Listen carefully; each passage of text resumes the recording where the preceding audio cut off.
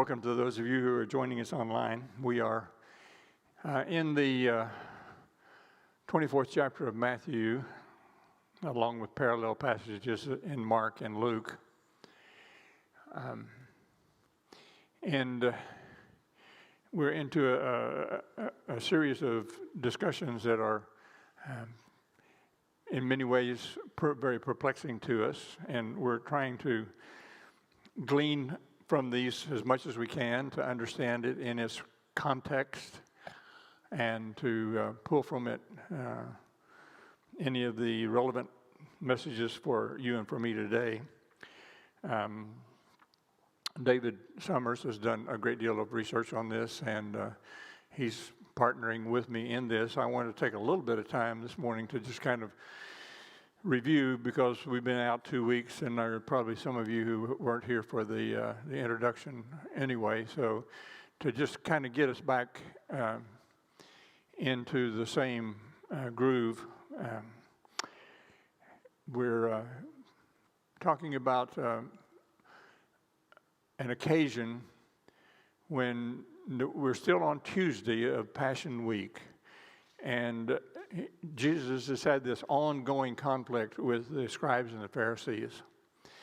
And kind of in the midst of this, and kind of as a side note, we pick up the text that says, as Jesus was leaving the temple, one of his disciples said to him, "Look, teacher, what massive stones, what magnificent buildings." Talking about the Temple Mount.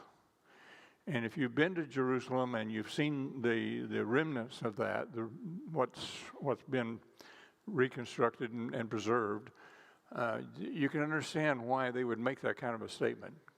We think about what Herod did 2,000 years ago, a little more than 2,000 years ago, in reconstructing what had been destroyed by the Babylonians. It was a phenomenal thing. There are stones there that that are larger than what was used in the pyramids. It's just how they were able to engineer that and to execute that is truly amazing. One of the largest stones is 45 feet long by 10 feet high by 15 feet wide. Weighs somewhere between 500 and 600 tons. That's just one stone in this 26-acre Temple Mount. And you can see, and that we're not even talking about the magnificence of the temple itself, which even though it didn't rival Solomon's, it was still an amazing accomplishment that Herod was able to pull off. You've seen this model several times. It's one I took there at the museum in Jerusalem, a scale model of the temple. And it truly was a magnificent building. And so this disciple just casually mentions to Jesus how beautiful it really is. I thought I'd take just a minute and kind of review the history of the temple. Of course, the tabernacle was the first meeting place between God and his chosen people. That dated somewhere back in around 1400 years before Christ. Solomon's temple was built in 966 BC. Solomon's temple came to an end in 966 BC, at which time Nebuchadnezzar came in and destroyed it, and the Shekinah glory of God departed from it. That was replaced after the Israelites began to come back from Babylonian captivity. We refer to it as Nehemiah's temple. Ezra, Nehemiah, Zerubbabel all had a part in that overall project. And then that was rebuilt beginning in 20 BC by Herod. There's been some discussion about, did Herod use Ezra's temple as a material for his temple, and maybe some, but for the most part, there's no comparison between the two. What Herod did in building the Temple Mount that we go visit today is just far, far exceeds anything that was done by Ezra and Nehemiah. So the Shekinah glory of God departed from the temple when the temple was sacked. The ark was removed. We've been looking for the ark ever since. Not even Indiana Jones could find it. There's a lot of theories about where it is. There's a church in Ethiopia that claims to have it, but they won't let you in to see it. Some people believe that, was it Jeremiah that took it ahead of time before the Babylonians took over the temple and found a place and hid it. One of our Church of Christ amateur archaeologists believes it's under the Temple Mount somewhere. And it could be. Or it could just be dust. I mean, it's been a long time.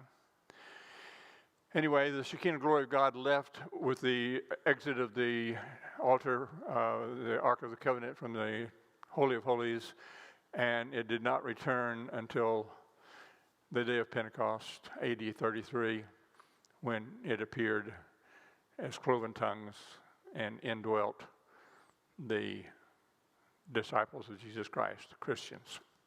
A little bit of quick history of the Temple Mount. 5 things that are missing from the second temple, the temple that Ezra and Nehemiah built. The Ark of the Covenant was gone, and therefore the mercy seat was gone because the mercy seat sat on top of the Ark. The Shekinah glory of God, the divine presence, was gone.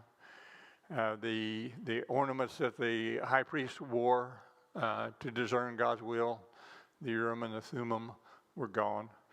The holy fire from heaven, which had ignited the sacrifices in the first temple, was gone. The spirit of prophecy, the meaning by that, no direct revelation from God through the prophets as that temple was taken away. So the text says, "Do you see these things?" he asked, and this is Jesus, in response to their comment, "How marvelous is this building?" And Jesus says to them, "Truly I tell you, not one stone here will be left on another. Every one will be thrown down." And if you go to there today, there are piles. This is a picture I took at the southwest corner of the Temple Mount. Just piles of stone that are still a reminder of the total destruction that came upon Jerusalem in AD 70.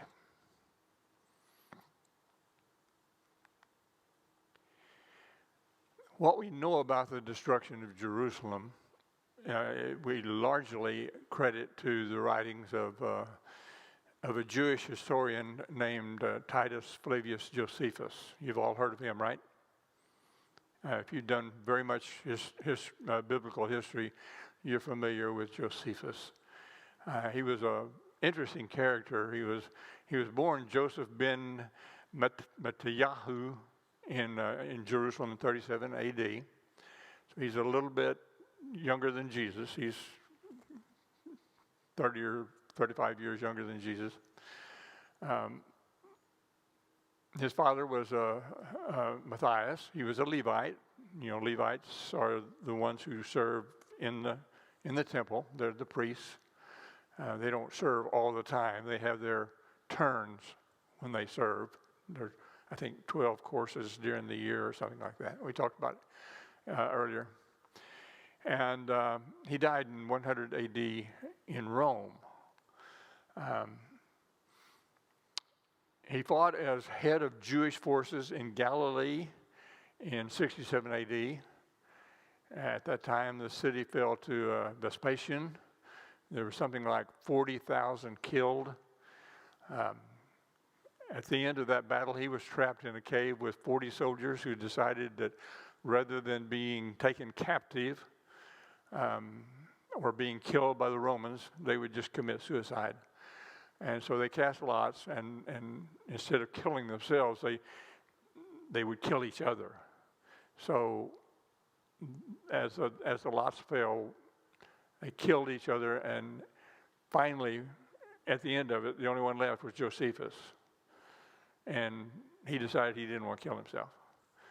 So he surrendered to the Romans. He was given Roman citizenship, became a friend and advisor and interpreter for Titus during the siege of Jerusalem. So it's really an ironic story, but that's how he became in a position to do this very voluminous writing about the history of the Jewish people during the first century, and especially about the fall of Jerusalem. The Antiquities of the Jews and the Jewish Wars are the best sources of information that we have about the fall of Jerusalem and what happened to the Israelites during that period shortly following the resurrection and ascension of Jesus. Titus Flavius Caesar Augustus, born 39 AD, died in 81 AD. He was Roman emperor from 79 AD to 81 AD, a very short period of time. He succeeded his father Vespasian. Vespasian was the emperor when Jerusalem fell, and his son Titus was the leader of the army that brought about the siege and the final destruction of Jerusalem. He was followed by his brother Domitian. The fall of Jerusalem was a terrible, terrible event. After 5 months of siege with no food supplies, starving people ate leather, dung, and even resorted to cannibalism. According to Josephus, when the Romans breached the city, they massacred over 1 million Jews. The reason there were so many Jews to be killed at that time was it happened during Passover. And so Jews from all over the country and surrounding countries had come to Jerusalem at that time to observe Passover. Normally there would not have been that many Jews, and that number is somewhat contested. There may not have been absolutely that many, but it was a very large number. Josephus says that blood flowed in the streets so much that it would put out the fires. They were burning the city, and the fires would be extinguished by the blood of the people who were being killed. They took the golden ornaments of the temple and melted them, and the Romans even pried apart the stones to retrieve the gold that was melting from the fire that was melting the gold of the temple. It was total and complete destruction. 97,000 survivors were enslaved, with many being sent to the gladiator games in Roman and to Roman mines. They were carried. Many of them were carried back to Rome. Others were used to build the Ark of Titus, which still stands today. It was a cataclysmic event that reshaped Jewish history. It fulfilled biblical prophecies, and it left a lasting mark on the world. It was a world-changing event. This is the Ark of Titus as it stands today. It's located on the Via Sacra, just to the southeast of the Forum in Rome. It was built in 81 AD by Domitian. You remember Domitian succeeded Titus, supposedly using Jewish slaves. There's some contest about whether that's true or not, but I assume it very likely could have been. And it was built to honor Titus' victories, especially his victory over the city of Jerusalem and over Israel. Now, I don't know how well you can see the close-up there, but that is that relief there on the right is a picture from off of the Ark of Titus, and you can see them carrying the menorah as they're bringing the Jewish slaves back into Rome.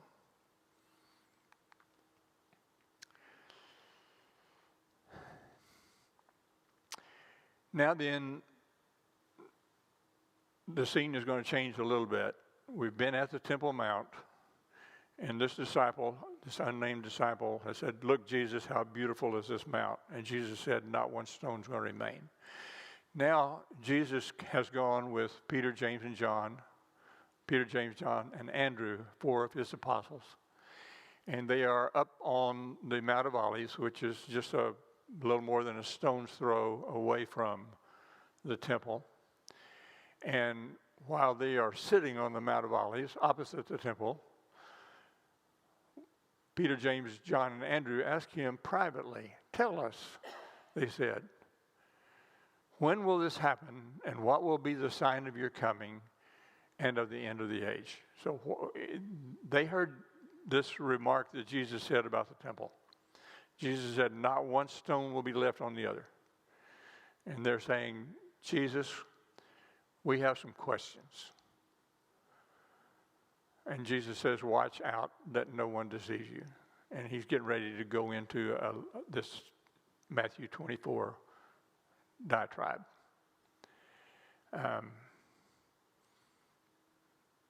This event is recorded in Matthew 24, Mark 13, Luke 21.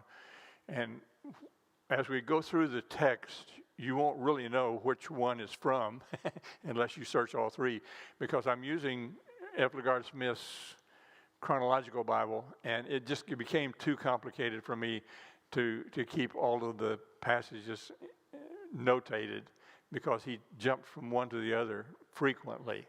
So you'll have trouble following it if you're trying to follow it in your Bible, unless you have all three of them open and then you just jump back and forth between them. I mentioned last time, and I think it's worth noting that there were 4 of the apostles that were there. None of that 4 are the writers of any of the Gospels. So what we're reading in Matthew and in Luke and in Mark is an account that was given to them either by one of these 4 or by somebody else who was in close contact with that 4. So as it becomes more and more complex as we go through it, you might keep that in mind. They've asked Jesus 3 questions. When will these things, that is, when will the Temple Mount be torn down? When will these things happen? That no stone will be left unturned. Then they ask him, what will be the sign of your coming? Now, I'm going to interpret that, and David and I may have different comments for you, and I'll share other commentators that may be different from either one of us. That's all right. None of us are in conflict with one another. We're all just expressing different ways that people have tried to make sense of this. I'm going to interpret that second question to mean, what will be the sign of your coming to set up your kingdom? They are still looking for this earthly kingdom, for Jesus to sit physically on the throne of David and to rule and reign over the world, including Rome. And then they ask the third question, what will be the sign of the end of the world? So that's the questions that are going to lead Jesus into what we're going to be looking at in Matthew 24. I think that in this discussion that Jesus has with these apostles, he has several things that he's trying to accomplish. He's preparing them for this AD 70 event. Is coming. And that's going to be very important, not only for them, but for all of the Christians who were in Jerusalem at that time. He's preparing them for the tribulation that is going to befall them. Not only the destruction of Jerusalem, but as we know now, historically looking back, all of the apostles, with the possible exception of John, died a martyr's death. And the Christians were persecuted severely. The certainty of his overcoming victory and eventual return. I think that there's a strong message of hope in the words that Jesus is going to share with his apostles. And the overarching lesson that all of us can clearly understand, and we don't have to debate about, is that however you interpret this thing that Jesus is describing, the lesson for us is be ready. You got to be ready. You don't know the hour. You don't know the day. Just know of a certainty that what I tell you is true. It's going to happen. You need to be ready. All of that is commingled in a way that we have trouble untangling, either by design or by the passing of time, or because of customs changing, or because language difficulties, because of culture, all of the things that they may have completely understood, easily understood, that had become for us difficult for us 2,000 years later. You're familiar with the saying that the Word of God is this unique book that is shallow enough for a child to wade and deep enough for an elephant to swim. Ladies and gentlemen, we have dropped off into the deep water. Okay, but we don't have to drown. We can swim. But as N.T. Wright would say, this is dense. And by dense, he means it's important, challenging, and difficult.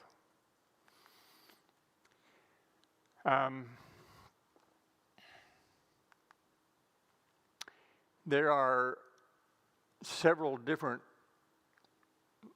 ways of trying to wade through this, and I'm just going to briefly mention them, and then I'm going to turn it back over to David, and David's not going to finish today, but we're going to take as much time as we need on this, because I think it's interesting, number one, and it's important, number two, or it wouldn't have been in there. We wouldn't have it in our New Testament if it wasn't important.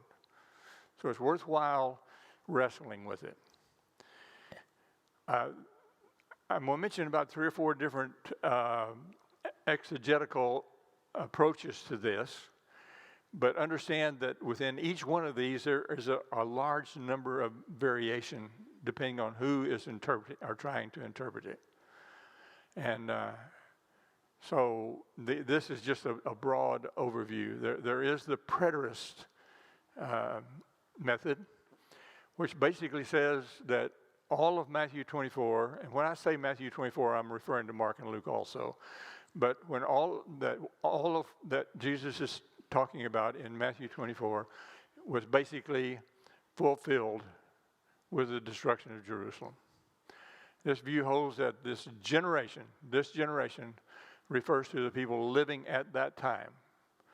Jesus is going to say at the end of this discussion that this generation will not pass till these things happen. The coming of the Son of Man is understood not as a literal visible return of Christ, but as a symbolic coming in judgment, fulfilled in the destruction of Jerusalem in AD 70. One of our Church of Christ preachers who is now dead, died in 2023, a man by the name of Max King, created a whole movement, a whole philosophy, a theory, a doctrine, if you will, saying that Jesus actually came. His second coming occurred in AD 70. Now, that may sound a little jarring to you if you're not familiar with it, and you'd have to go and do quite a bit of research to understand his thinking of how he got to that. But he has a following, and I think his son may still be carrying on for him. I'm not sure, but it didn't get a lot of traction. There's a futurist exegesis which says that this is all about the second coming. This view holds that this generation refers not to the people living then, when Jesus was saying this, but to this generation that will be alive when he comes again. And so they link all of this to the second coming of Jesus. Then there's a group that believe that both of those have relevance, that there's a dual fulfillment. Some of it was fulfilled in AD 70, some of it will be filled in the future. This view holds that the destruction of the temple was a foreshadowing or a type of a greater tribulation to come before the second coming. All right, so with that background, I'm going to turn it over to David, and David will give a little review, I'm sure, of some of the things that he talked about 3 weeks ago, 2 weeks ago, however long ago it was, and then continue on from there. Yes, thank you.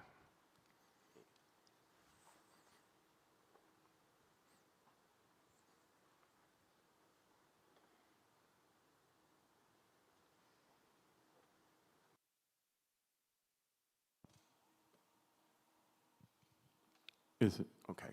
Make sure that's on. So, one of the things that I think is important to understand is that during this final week, Jesus was in many ways doing a Ramiz of what Jeremiah had to say.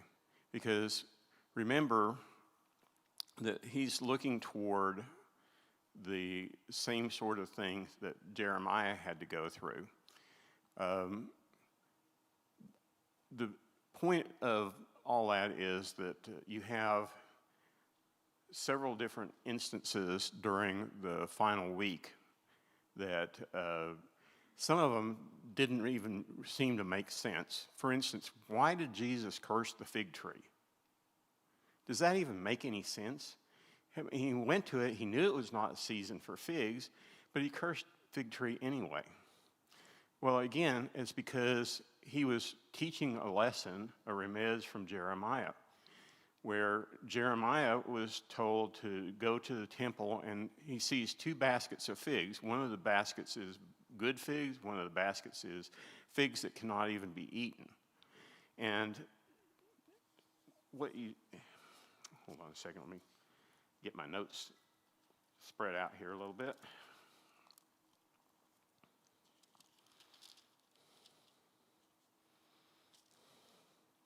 So in Jeremiah chapter 24, you have, behold, 2 baskets of figs placed before the temple of the Lord. You see the symbolism there. Where is a lot of this happening? In Jerusalem, and much of it around the temple. And one basket had very good figs, like first ripe figs, but the other had very bad figs, so bad that they could not be eaten. And the Lord said to me, what do you see, Jeremiah? And I said, figs, the good figs very good, and the bad figs very bad, so bad that they cannot be eaten. Then the word of the Lord came to me. Thus says the Lord, the God of Israel. Like these good figs, so I will regard as good the exiles from Judah, the ones who were sent to Babylon. But I will set my eyes upon them for good and bring them back to this land.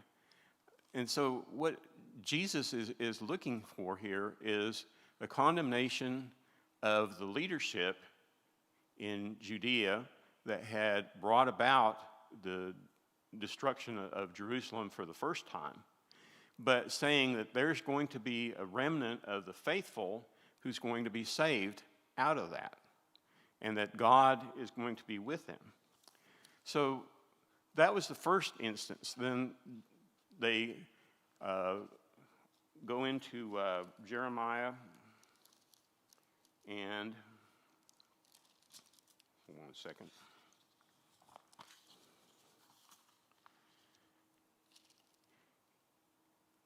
In Jeremiah chapter 23,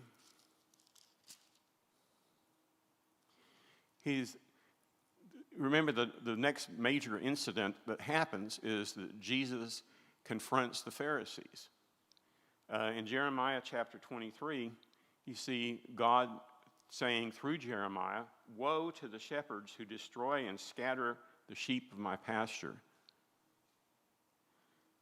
Therefore, thus says the Lord, God of Israel, concerning the shepherds who care for my people, you have scattered my flock and have driven them away, and you have not attended to them. Behold, I will attend to you." So, do you see the symbolism, the Ramiz, with Jesus confronting the Pharisees and what God said through Jeremiah about what the people were doing back then?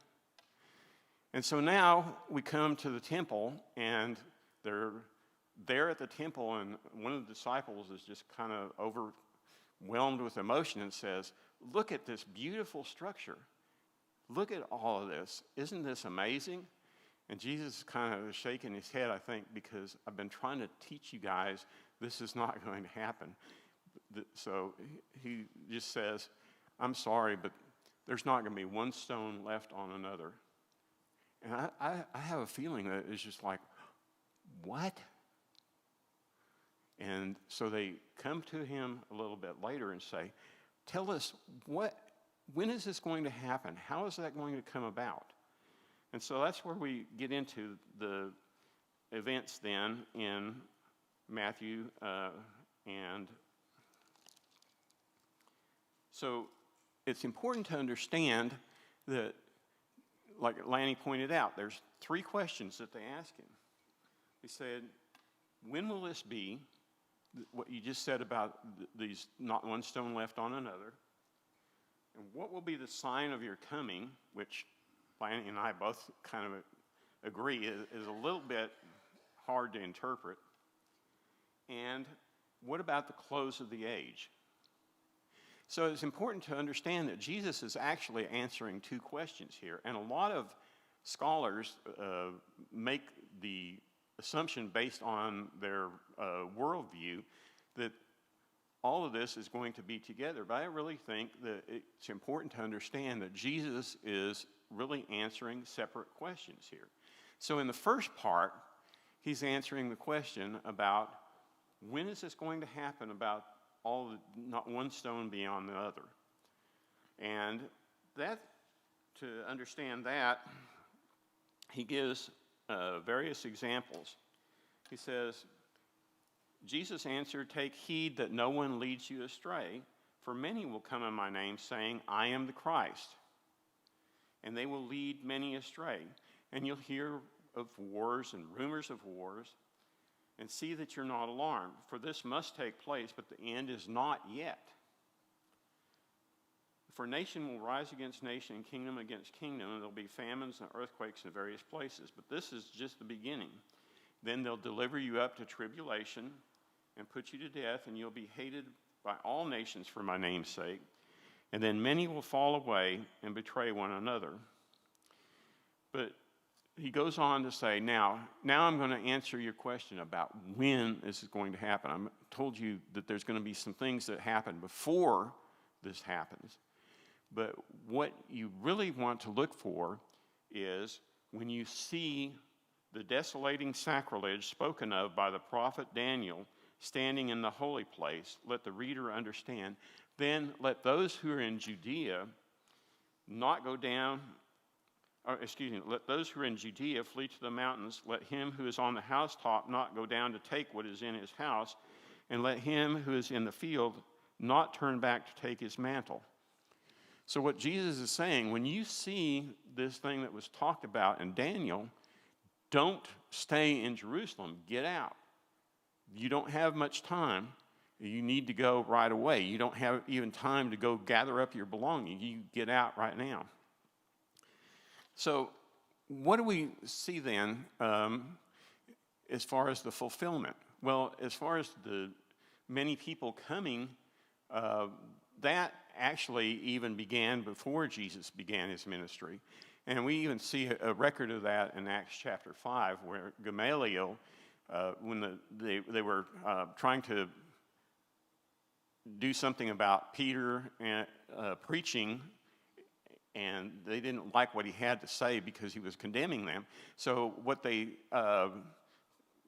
did was they were about to condemn them, but Gamaliel stood up and said, take care what you're going to do, because before this time, you had several other people. He gives 2 or 3 instances of that. And I'm just kind of go through that very briefly, but he says that you have, take care what you're going to do, because before these days, Theudas rose up, claiming to be somebody, and a number of men, about 400, joined him. And he was killed, and all who followed were dispersed and came to nothing. And after him, Judas the Galilean rose up in the days of the census and drew away some of the people. Now, according to Josephus, there were quite a few other claimants to be Messiah during this period of time. And there are a number of different ones. So that actually began fulfillment even before what Jesus was saying to these people, but there were many others who claimed to be Messiah. Even after the destruction of Jerusalem, there were still some claiming to be Messiah. And then, of course, Jesus is warning them about the rise of persecution. And what caused the rise of persecution, of course, was the fact that they thought after putting Jesus to death, they were going to get rid of all this. And, of course, it came back even stronger than what they had had before. So when he says that you'll be handed over to be persecuted and put to death, and you'll be hated by all nations, this actually began to be fulfilled even just a few days after Jesus ascended back into heaven. But it got worse and worse throughout the time. So another thing that he gives an indication is that the gospel will be preached to all nations. And we see that Paul said that by the late 60s that the gospel had actually been preached to all nations. So this is kind of setting the stage for the answer to the first question. When will that happen? Well, there's one specific event that Jesus says. When you see the desolating sacrilege spoken of by the prophet Daniel standing where it shouldn't be, then is what you need to know. So let's go to Daniel chapter 9, if you have Bibles with you. You have that famous prophecy, the 70 weeks of years prophecy. Daniel knew that Jeremiah had been told and had preached to the people that they were going to be in Babylonian captivity for 70 years. And after the 70 years were up, Daniel realized that the time period had been fulfilled, and so he went and prayed to God and said, God, I offer a sacrifice of prayer for you, because I know that you had said there's going to be 70 years, and our people have sinned, and please forgive us, and please bring about your promise. And he gets an immediate answer to him. And while I was speaking and praying, confessing my sin and the sin of my people Israel, and presenting my supplication before the Lord God for the holy hill of my God. Of course, the holy hill of my God is Jerusalem.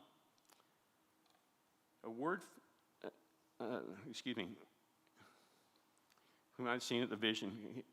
The man Gabriel, whom I'd seen in the vision at first, came to me in swift flight at the time of the evening sacrifice. He came and said to me, O Daniel, I have not come to give you wisdom and understanding. At the beginning of your supplications, a word went forth, and I have come to tell it to you, for you are greatly beloved. Therefore, consider the word and understand the vision. Now, remember, God had said there's going to be 70 years of captivity. Now he's saying 70 weeks of years are decreed concerning your people and your holy city, to finish the transgression, to put an end to sin, and to atone for iniquity, to bring in everlasting righteousness, to seal both vision and prophet, and to anoint a most holy place, or some translate it as a most holy one. So he goes through this entire prophecy, but there's one key element in there. And he talks about, and upon the wing of abomination shall come one who makes desolate until the decreed end is poured out on the desolator. Now, a lot of people say that this was fulfilled with Antiochus Epiphanes, but that's not really the fulfillment of this particular thing, because I don't have time to get into the math, and sometime maybe I can show you the math, but there's very specific math that shows that Jesus came at the exact time that was prophesied for the fulfillment of the 70 weeks of years. And knowing that the time was about to be accomplished, that's why the Chaldeans came to Jesus' birth, the Magi, because remember, Daniel was head over the Chaldeans at this point in time. And so I really think that you have these Gentile Chaldeans who have come and they know that the time is about now. So what is this abomination? Well, they would understand later on that when they see the Roman armies surrounding Jerusalem and attempting to destroy the temple, that's the abomination, which again relates back to what Antiochus Epiphanes did. But this is the one that Jesus is foreshadowing, not reminding them that you had this abomination, but there's one that's going to come. So the answer here is to make sure, I've got to kind of close this off, the answer is to make sure that you understand that there's really one answer to the specific question about when are all these stones going to be thrown down, and then Jesus is going to go on a little bit later on and explain what the signs of the close of the age are. So we're just about out of time, so I'll let Randy finish out. To be continued, okay? And David has more to share, and we'll continue to tag team this. We are going to come back and go verse by verse through this, so we can do our very best to completely confuse you. All right? We don't want anybody to leave here who isn't thoroughly confused when we get through with all this. So you have that to look forward to. Our time is up. Thank you for your presence, and thank you, David, for all of your study, and to be continued, brother. Have a wonderful God bless week.